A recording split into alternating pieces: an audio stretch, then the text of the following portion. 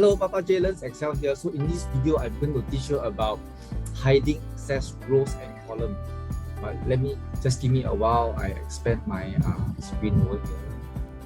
Okay, now you can see better. Hi. Okay, so I'm going to teach you about how to hide excess rows and columns. So why do we need this? Okay, sometimes it's for aesthetic purposes. So for example, over here I have the list of Manchester United players with at least 100 appearances. Okay, this table is not properly organized, as you can see. Right, we have empty rows over here because we have the career that spans 2 rows. Okay, but nevertheless, we can still use this as an example. So what we are going to do is we are going to reduce the number of rows and columns for this worksheet. Okay, how do we do that? Okay, so you just highlight the row, the column that you want to start to hide. Okay, and then you click Shift Control right arrow all the way, and then you for shortcut right, just type Control 0. Okay, so you hide all the columns. Okay, all the columns. Now, okay, okay, so you do the same for rows as well. Just highlight the row that you want to start hiding.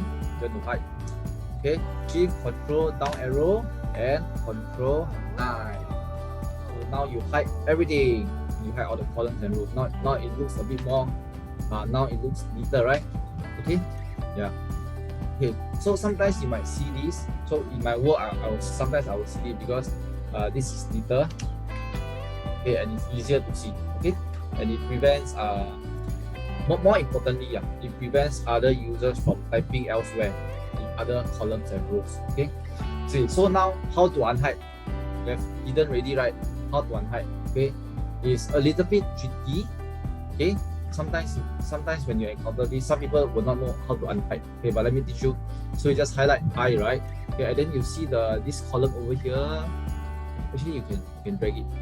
Okay, but never mind, let's not drag it. Okay, you just highlight over here, and then you do this. Okay, highlight to the right. Okay, and then click unhide. That's it. Okay, do the same for rows. Okay, you just click this and then drag. Okay, and then you click unhide. Yeah, that's it. Okay, so that's it for hiding excess rows and columns. Hope you will find this useful. It's just for aesthetic purposes. Okay, Papa J learns Excel here. See you in the next video. Bye.